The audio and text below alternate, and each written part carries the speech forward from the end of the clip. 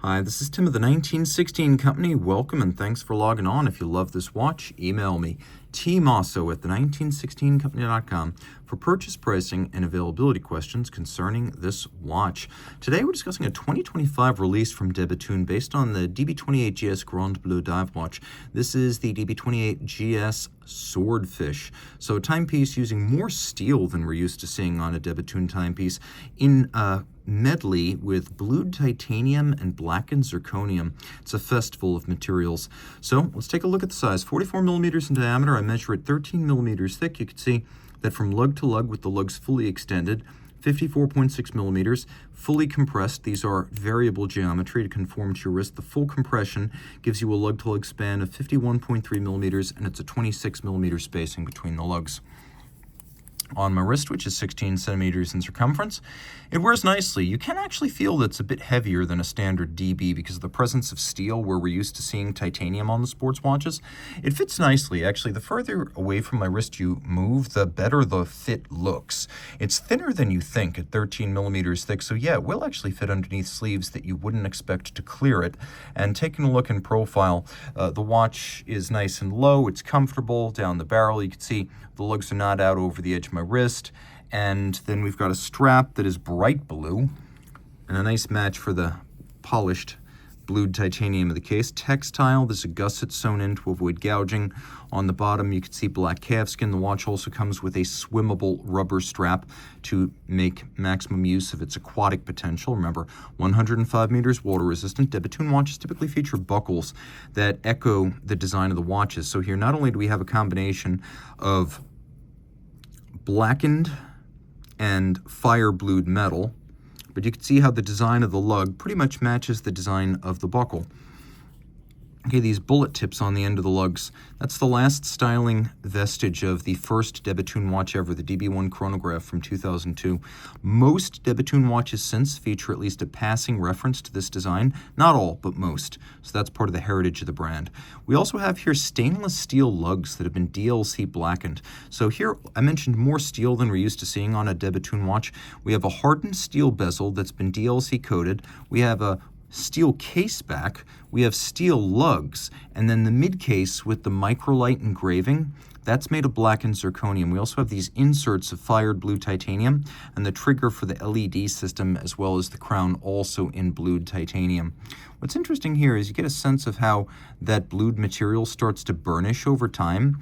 And rather than just wearing down to the base metal, new colors start to arrive as you start to see more yellow spectrum shades. And it's actually quite impressive to see. That's why I always recommend people just let them burnish instead of having them re-blued when they go back to the factory, which you can do, but I like the burnishing better.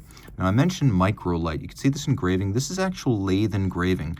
These tightly spaced striations.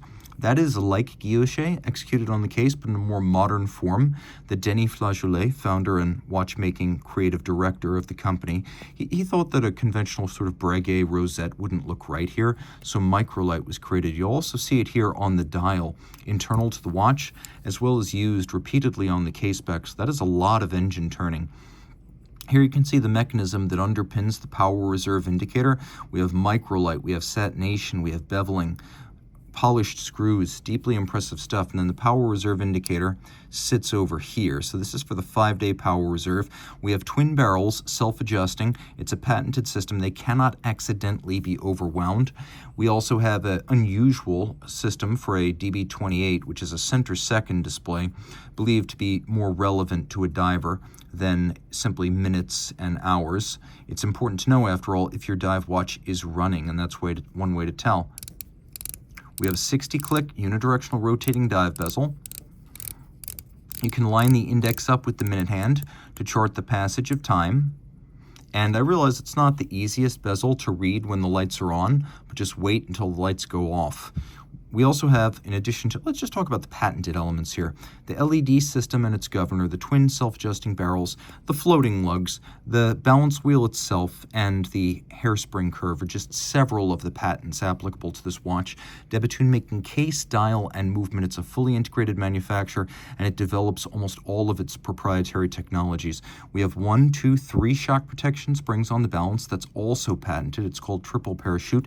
It prevents damage to the balance staff pivot, but it also also improves the timekeeping of the watch by preventing the pivot from being displaced from its cup. The flanking springs can take up some of the shock without involving the Inca block at center. Now let's take a look at the loom, because there's actually 2 layers to this.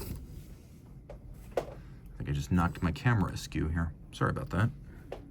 So first you have the passive loom, and you can see the seconds hand moving along. You could see the bezel, and you could see the inner scale. But if I activate the LED lighting, now you could see how easy it is to read the bezel when it's backlit. I can line up the index with the minute hand in just a moment. You could see that the barrels are turning backwards. They are slowed by this minute repeater style governor, so you can get about a minute of luminescence out of the energy in the barrels, and it will actually stop the LEDs when you still have about 24 hours of power reserve left, so you can't accidentally stop the watch by using the LEDs. You can see how much light that puts out.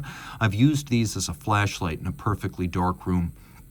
So the LEDs are entirely mechanically driven. It's a dynamo driven by the barrels, and that's one of the patented elements. There's no battery, there's no capacitor in this watch. Very cool. Okay, 4 hertz beat rate. You can see that the balance beats weigh a standard 28,800 vibrations per hour. The flat hairspring is designed with that unique curve that's patented to breathe concentrically like an overcoil, even though it's thin like a flat hairspring, so consistent timekeeping in any physical position. We have these little blue titanium cabochon inside the hardened and blackened bezel, and you can also see that the dial depth is really incredible, with lots of fired blue titanium mirror polished on the dial, microlight engraving, mirrored beveling on the edge of bridges. We have polished screw heads, satination on wheels. It's also equipped with, if you look very closely, open barrels, so you can actually see the mainsprings in there. A deeply impressive watch with a lot of features. It gives you a lot to love. 51 joules, 400 parts in this movement. Don't forget the power reserve indicator over in the corner, and it's 30 millimeters in diameter to properly fill this large watch. You can also see that there is a black and blue scale inboard, and let me show you the loom one more time, because you can see that this inboard scale is also luminescent when the lights are out and the LED is active. So you can see both the bezel scale and the inner scale to read the time carefully. And again, screw down crown, 105 meter water resistance. If you love this watch, reach out to Team Mosso at the 1916company.com for purchase and pricing details.